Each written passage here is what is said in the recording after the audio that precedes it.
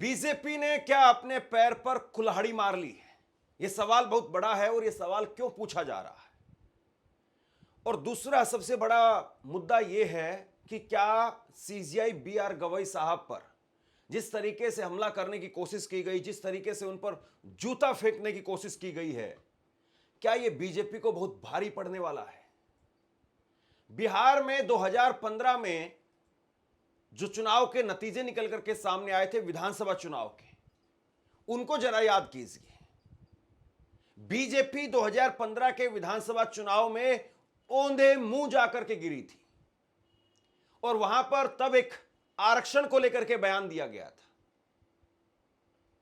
और आरक्षण को लेकर के जो बयान दिया मोहन भागवत ने, उसके बाद में बीजेपी ऐसे औंधे मुंह जाकर के गिरी थी। और अब सवाल यह है कि क्या सीजीआई बी आर गवई साहब, उनको लेकर के जो प्रकरण हुआ है, क्या सेम वही 2015 वाला मामला 2025 में रिपीट होने वाला है?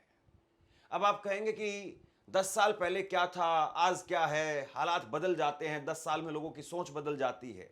तो चलिए आपको 1 साल पुराना किस्सा बता देता हूं। 1 साल पहले यानी 2024 में जब लोकसभा के चुनाव हो रहे थे, उस वक्त में बीजेपी के नेताओं ने चुन चुन करके बयान दिए कि 400 पार सीट लेकर के आएंगे और संविधान बदल देंगे। इस तरह की बातें कही गई और उसके बाद में देखिए आप, नरेंद्र मोदी खुद अपने लोकसभा का चुनाव वो बचा नहीं पाए, उनका पूर्ण बहुमत मिल नहीं पाया उनको और बैसाखियों पर उनको आना पड़ा। और यहां तक कि नरेंद्र मोदी खुद अपनी संसदीय सीट वाराणसी, उसमें भी पिछड़ गए थे, उसमें भी वो पीछे चले गए थे।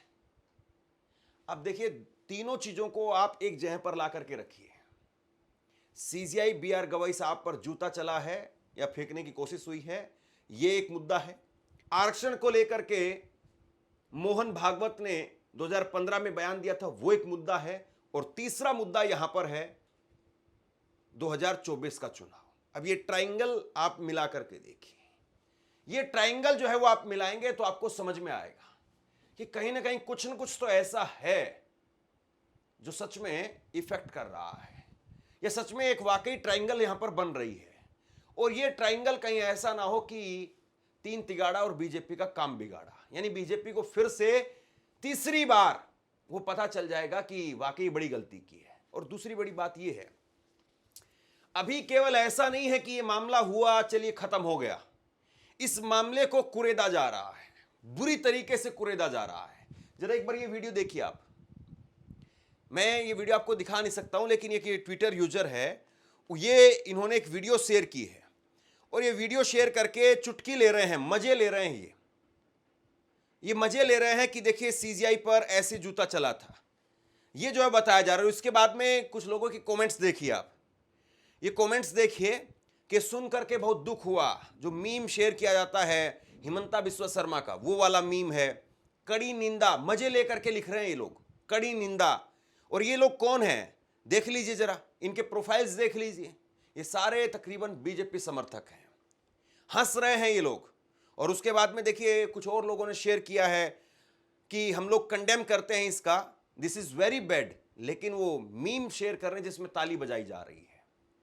तो इस तरीके से ये लोग जो हैं मजे ले रहे हैं। एक ट्विटर यूजर ने नीचे लिखा है कि मिस हो गया निशाने से बट वेल ट्राइड, अच्छा प्रयास था, नेक्स्ट टाइम फिर से ट्राई करना, ये लिखा जा रहा है।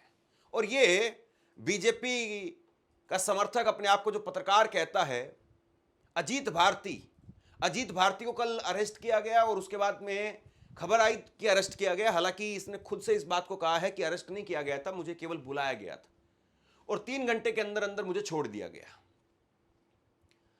ये कहा गया इस। और फिर उसके बाद में इसने फोटो वगैरह जो है शेयर किया कि सिस्टम भी हमारा है, सरकार भी हमारी है, मतलब सरकार का ही आदमी है ये। और ये भी छोड़िए आप, ये जब जिस वक्त में पुलिस स्टेशन से बाहर आ रहा था तो उस वक्त में बीजेपी का प्रवक्ता शिवम त्यागी वो इस आदमी के साथ था। इस आदमी के साथ में बीजेपी का प्रवक्ता, ऑफिशियल प्रवक्ता है, वो क्या कर रहा था? क्या सीधे तौर पर बीजेपी अपने आप को ये दिखाने और बताने की कोशिश कर रही कि नहीं, हम हैं इसके पीछे, हम हैं इसके बॉस।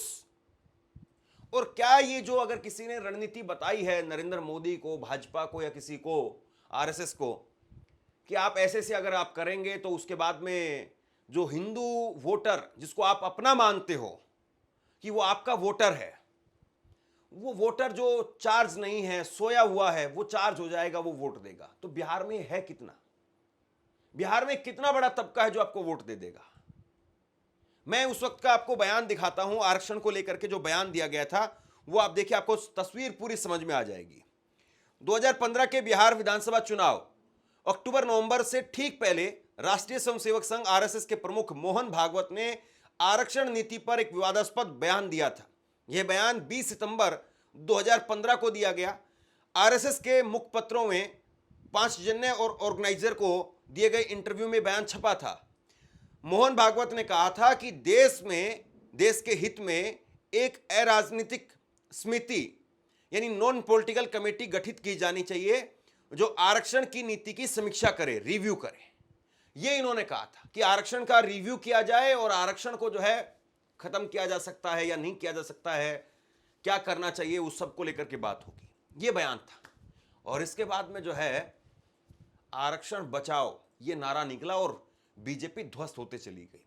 यहां तक कि अमित शाह ने, भाजपा ने किनारा कर लिया था इस बयान से, लेकिन फिर भी बीजेपी उस आग से बच। लालू यादव ने इसे आरक्षण खत्म करने की साजिश बताया। राघोपुर रैली में लालू यादव ने कहा कि भागवत जी आरक्षण समाप्त करना चाहते हैं, लेकिन बिहार के पिछड़े वोटर इसे बर्दाश्त नहीं करेंगे। इससे OBC, SC, ST voter BJP से नाराज हो गए। आपसे कुछ कहना चाहता हूं, आज के वक्त में पत्रकारिता करना कितना मुश्किल काम है, लेकिन अगर ऐसे में भी कोई आपकी खबर दिखा रहा है, कोई आपके मुद्दे पर बात कर रहा है, तो आपको भी उसका साथ देना चाहिए। अगर आपको लगता है कि मेरी पत्रकारिता सही है, मैं आपके लिए आपकी खबर वो दिखा रहा हूं, तो ऐसे में आप मेरा सहयोग कीजिए। आप इस वीडियो को जब लाइक करेंगे तो लाइक के साथ में ही एक थैंक्स का बटन आपको दिखाई देगा। उस थैंक्स के बटन पर आप क्लिक कीजिए और जो भी सहयोग राशि दे सकते हैं वो दीजिए। दूसरा, आप चैनल को ज्वाइन कर सकते हैं और चैनल को ज्वाइन करके भी मुझे मदद कर सकते हैं। लालू यादव ने उस पूरे चुनाव को आरक्षण के साथ में और आरक्षण के विरोध में इस धुरी पर लाकर के टिक दिया। और बीजेपी में जिसमें मोहन भागवत रिव्यू करने की बात कर रहे थे, यानी माना गया कि बीजेपी वो इसके खिलाफ है। और उसके बाद में देखिए क्या हश्र हुआ। बीजेपी ने इससे किनारा कर लिया, लेकिन अमित शाह ने कहा कि बीजेपी आरक्षण के खिलाफ नहीं है और वर्तमान नीति में कोई बदलाव नहीं होगा। पार्टी ने बयान को व्यक्तिगत राय बताया। अमित शाह वो किनारा करते हैं। अमित शाह उस वक्त में बीजेपी के अध्यक्ष थे और अमित शाह ने किनारा कर लिया, लेकिन उसके बावजूद आप देखिए कि बीजेपी की स्थिति क्या हुई। रिजल्ट आप देखिए, बीजेपी को 2014 के लोकसभा चुनाव में 40 में से 31 सीटें मिली थी, 40 में से 31 सीटें, लेकिन 2015 के विधानसभा चुनाव में केवल 53 सीटें मिली 243 में से। ये दो नंबर आप देख लीजिए, ये दो नंबर बताते हैं कि बिहार में आप आरक्षण के खिलाफ, आप दलितों के खिलाफ अगर बात करेंगे तो आपका हश्र क्या होगा। बीजेपी 40 में से 31 सीट लेकर के आती है, एक साल पहले महज, और एक साल के बाद में बीजेपी को 243 में से सिर्फ 53 सीटें मिली। यह हालत हुई।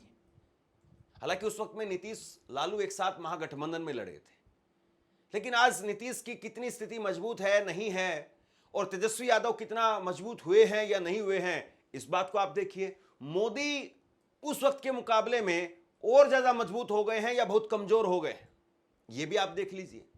नरेंद्र मोदी उस वक्त में उभरता हुआ एक नाम था। नरेंद्र मोदी को लेकर के लोगों की एक राय निकल करके सामने आ रही थी कि नरेंद्र मोदी है, दुनिया के अंतर्राष्ट्रीय मंच पर भारत का नाम ऊंचा करेंगे, लेकर के जाएंगे, इस तरह की बातें होती थी। लेकिन आज की स्थिति में आप देखिए, आज की स्थिति में नरेंद्र मोदी 2024 के चुनाव के बाद किस तरीके से बैकफुट पर है। नरेंद्र मोदी को जातिगत जनगणना करवाएंगे, ये वाला फैसला खुद से लेना पड़ा, लेकिन अभी उस पर मामले पर वो कितने आगे बढ़े हैं, कितने इंच आगे बढ़े हैं, इस चीज को देखिए आप। और बिहार के लोगों की राजनीतिक समझ क्या 2015 के मुकाबले में कम हुई है, ज्यादा हुई है, खत्म हो गई है, या बहुत ज्यादा बढ़ गई है? इस चीज को भी जरा देखिए। चीजों को अगर आप तराजू में तोल करके देखेंगे तो आपको सहज से खुद ही अंदाजा मिल जाएगा कि हां, कुछ फर्क पड़ रहा है या नहीं पड़ रहा है, कुछ मामला बनेगा या नहीं बनेगा। बिहार है ये, और बिहार में अगर आप इस तरीके से मस्खरी करते हुए चुनाव में जाएंगे तो मुझे नहीं लगता है कि बिहार में बीजेपी को बहुत ज्यादा कोई फायदा होगा। बीजेपी जो सोच रही है कि नहीं, हमारा वोटर जो सोया हुआ वोटर है वो जाग जाएगा, बीजेपी को जो वोट करता है वो बीजेपी को वोट करेगा। लेकिन जो बीजेपी के साथ में हाल के कुछ वर्षों में जुड़ा है वो देख रहा है अब कि ये जुड़ना मेरा ठीक था, या फिर मैं परंपरागत तौर पर जहां पर वोट करने के लिए जाता था, परंपरागत जिनको वोट करता था वो ज्यादा सही थे।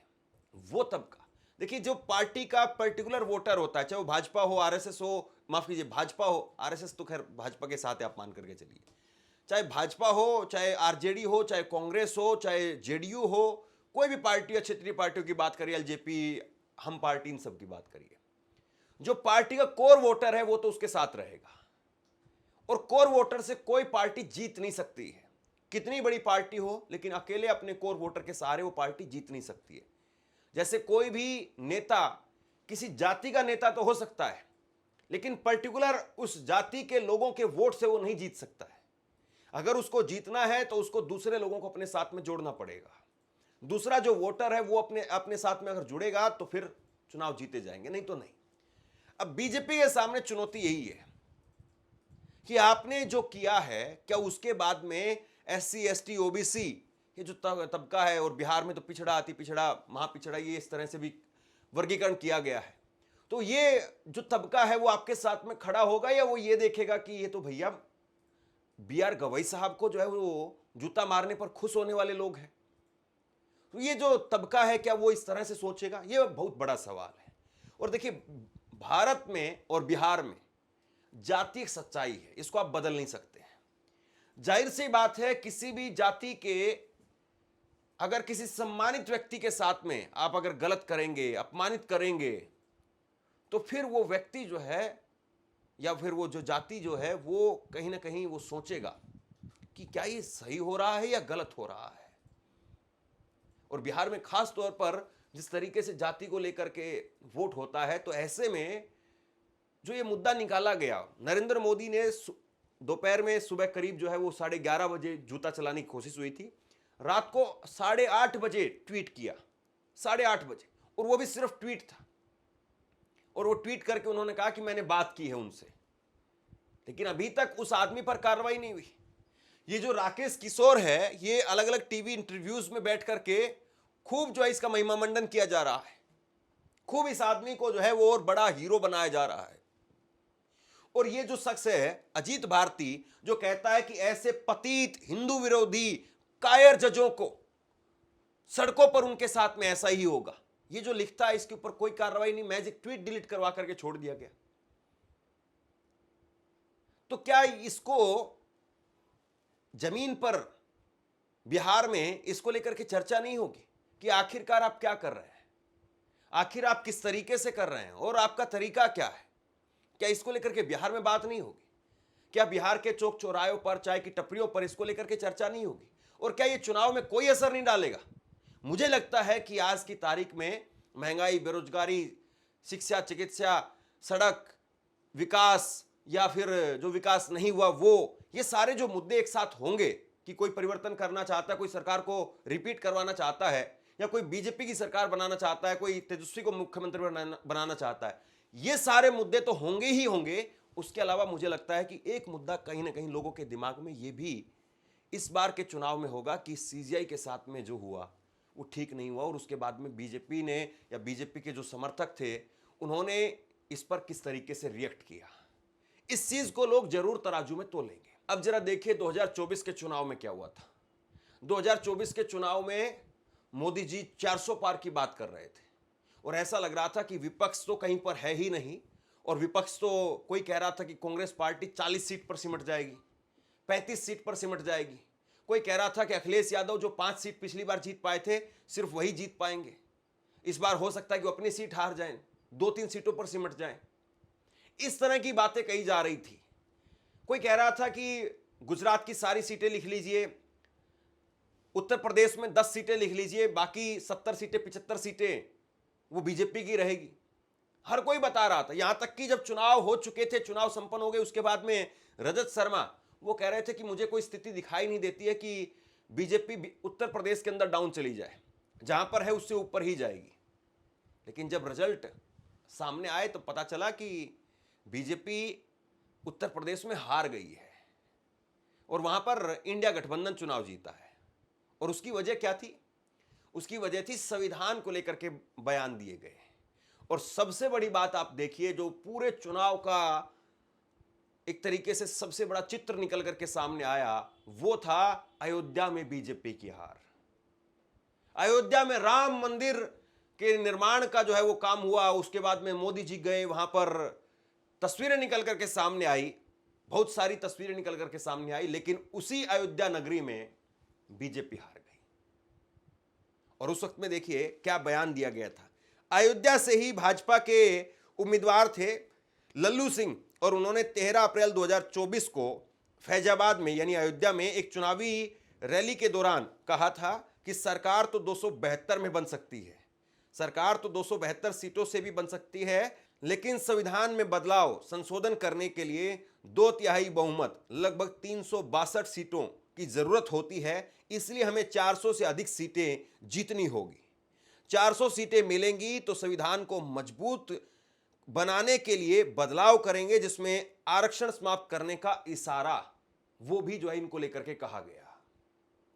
और उसके बाद में देखिए साहब, जो 400 पार की बात कर रहे थे वो खुद अपनी सीट नहीं बचा पाए। सिटिंग सांसद थे ये, योगी आदित्यनाथ का चेहरा, नरेंद्र मोदी का चेहरा, राम मंदिर का लाभ, सब कुछ धरा का धरा रह गया और बीजेपी अयोध्या में हार गई। इससे बड़ी बात और क्या हो सकती है? इसके बाद में देखिए 7 मई 2024 को जयपुर में मीडिया से बातचीत के दौरान दिया कुमारी ने कहा, ये डिप्टी सीएम है बीजेपी की, उन्होंने कहा कि वो तो बदलाव जो भी आएंगे, यानी जो भी बदलाव संविधान में आएंगे वो आएंगे ही। ये इन्होंने साफ कह दिया था कि जो संविधान में बदलाव होने हैं या आने हैं वो तो आएंगे ही। इतना हल्के में बीजेपी इस चुनाव को ले रही थी। इसके बाद में अनंत कुमार हेगड़े, उत्तर कन्नड़ से बीजेपी के सांसद, इन्होंने कहा कि हमारे पास में 400 सीटें होंगी तो संविधान बदलेंगे जो अनावश्यक चीजों से भरा हुआ है। सेकुलरिज्म और सोशलिज्म का भी जिक्र किया। उन्होंने कहा कि 2/3 बहुमत के लिए 400 सीट जीतना जरूरी है। मार्च 2024 में कर्नाटक रैली में यह बयान दिया था अनंत हेगड़े। इनका बयान खूब जो है वो वायरल हुआ था कि बहुत फालतू चीजों में संविधान में जो है भरी हुई है, सोशलिज्म, सेकुलरिज्म, इन सबको बाहर करना है। इसके बाद में अरुण गोविल, मेरठ से बीजेपी के उम्मीदवार जो बाद में सांसद बने, अप्रैल 2024 में उत्तर प्रदेश में एक सभा में कहते हैं कि 400 पार का लक्ष्य संविधान में संशोधन के लिए है ताकि राम मंदिर जैसी योजनाओं को मजबूती मिल सके। अरुण गोविल वो थे जिन्होंने रामायण में राम का किरदार निभाया था, लेकिन मेरठ में इनके छक्के छूट गए थे, पसीने छूट गए थे इनके मेरठ में। और मेरठ में सबसे ज्यादा दलित आबादी है, पसीने इसीलिए छूट गए थे वहां पर, और ये बस किसी तरीके से वहां पर अपना चुनाव बचा पाए। अब सवाल ये है कि जिस तरीके से ये 2 बड़े उदाहरण हमारे सामने हैं, एक तो 400 पार संविधान बदलना है ये वाला मुद्दा, और दूसरा आरक्षण वाला मुद्दा बिहार का, तो क्या इन दोनों बड़े मुद्दों से बीजेपी ने कोई सबक नहीं लिया? क्या बीजेपी इस बात को नहीं देख रही है कि जब जब हिंदू मुसलमान की बात होती है तो बीजेपी की सीटें बढ़ती है, बीजेपी का नैरेटिव मजबूत होता है, लेकिन जब जब जातियों की बात होती है, दलितों की बात होती है, दलितों के अपमान की, सम्मान की बात होती है, तो वहां बीजेपी उस पिच पर कमजोर हो जाती है। अब देखना यह है कि कौन है वो व्यक्ति जो सलाह दे रहा है, कौन है वो व्यक्ति जो अजीत भारती जैसे लोगों के पीछे खड़ा हुआ है, कौन है वो व्यक्ति जो ऐसे लोगों को बचा रहा है, और जो भी है वो बीजेपी का हितैषी तो दिखाई नहीं दे रहा है। बिहार में क्या होगा, 14 नवंबर की तारीख वो तय हो चुकी है, और 14 नवंबर को पता चल जाएगा कि ये सीजीआई बीआर गवई साहब वाला मुद्दा कहीं बीजेपी के लिए वाटरलू साबित ना हो जाए। आप क्या सोचते हैं नीचे कमेंट बॉक्स में लिख करके जरूर बताइए। इस खबर को शेयर कीजिए। धन्यवाद।